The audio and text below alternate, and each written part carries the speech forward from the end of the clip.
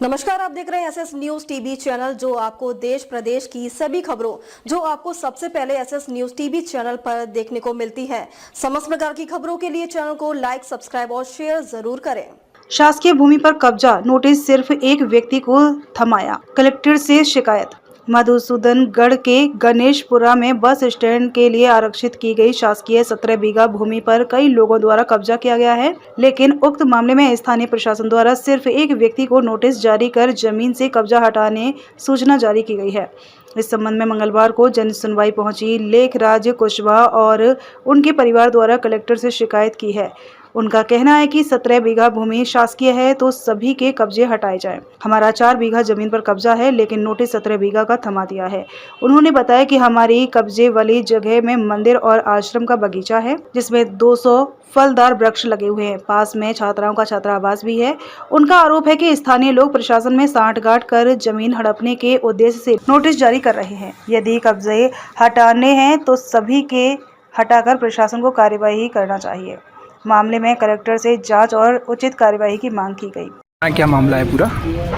मामला जो है गुना जिले के अंतर्गत मधुसूदनगढ़ का है। यहाँ पर जो है 36/1 भूमि सर्वे नंबर है, जो 17 बीघा का रकबा है। यहाँ पर जो है कुशवाहा समाज का राम जानकी आश्रम व लव कुश मंदिर बना हुआ है। वहाँ पर हमारे समाज जो मंदिर के पुजारी हैं, देखभाल करते हैं, वहाँ पर उनका भी मकान बना हुआ है। लेकिन जो लगभग 3 साल पहले प्रशासन ने तोड़ दिया था अतिक्रमण के नाम पर, लेकिन अन्य लोगों के जो कब्जे हैं, जहाँ धन्ना सेठों के कब्जे हैं, कुछ नेताओं के कब्जे हैं, उनके बड़े बड़े शोरूम और गोदाम बने हुए हैं। प्रशासन उन पर कोई कार्रवाई नहीं करता है, लेकिन गरीबों को ये उनको प्रताड़ित करता है। ये शासन की कैसी मंशा है, प्रशासन की कैसी मंशा है कि गरीबों को सताया जा रहा है। ये मंदिरों की भूमि जो है, वैसे तो शासन प्रशासन संरक्षित करना चाहती है, लेकिन कुशवाहा समाज के मंदिर को क्यों जानबूझकर वहाँ के नेता जो है छिन्न भिन्न करना चाहते हैं। ऐसा लगता है कि शासन प्रशासन से मिलकर के वहाँ के नेता कुशवाहा समाज की जो मंदिर है, भूमि है,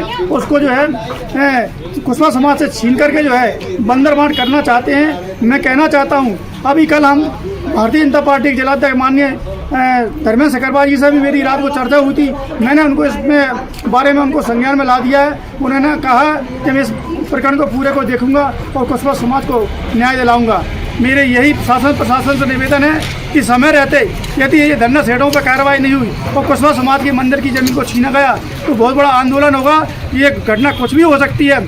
और हमारे जो मंदिर के पुजारी हैं, जो भाई हैं, इनको बार बार वहाँ के प्रशासन के द्वारा प्रताड़ित किया जा रहा है। मैं प्रशासन से निवेदन करना चाहता हूं कि गरीबों पर आप इस प्रकार की लाठी चलाओगे, भगवान देख रहा है, आपको भी नहीं बख्शेगा, आपको भी नहीं छोड़ेगा। आपके भी बच्चे हैं, तो शासन प्रशासन के जो अधिकारी हैं, चाहे वहाँ के पटवारी हो, तहसीलदार हो, SDM हो, कोई भी हो, वहाँ पर मैं उनसे कहना चाहता हूँ, निवेदन करना चाहता हूँ कि आप अपनी गिरदान में झाँक कर देखें कि गरीबों को प्रताड़ित किया जा रहा है और धन्ना सेठों को संरक्षण दिया रहा है। बस स्टैंड के नाम पर कुशवाहा समाज की जमीन को छिन्न भिन्न किया जा रहा है। तो मेरा निवेदन यही है कि समय रहते यदि कार्रवाई नहीं की, कुशवाहा समाज को प्रताड़ित किया गया तो आगे बहुत बड़ा आंदोलन होगा।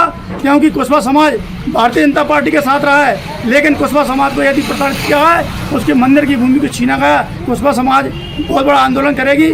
और मैं भाई से कहना चाहता हूँ, ऐसी कोई गलती मत करना, ऐसी कोई गलती मत करना कि आपको कोई नुकसान पहुँचे। जान बहुत कीमती है, लेकिन आप जोश में आके ऐसी बात ना करें। मैं आपसे निवेदन करना चाहता हूँ, कुशवाहा समाज पूरा एकत्रित होगा और चाहे वो किसी भी प्रकार के किसी भी पार्टी के नेता हों, उनका मुकाबला डटकर करेगा। यही मेरी सोच है। और मैं कुशवाहा समाज से निवेदन करना चाहता हूँ कि जाग जाओ, खड़े हो जाओ, नहीं तो इसी प्रकार से पढ़ते रहोगे, लुटते रहोगे। नाम है आपका? मेरा नाम पार्वती कुशवाहा है। कहाँ रहते हैं आप? मधुसूदनगढ़ से आए हैं हम।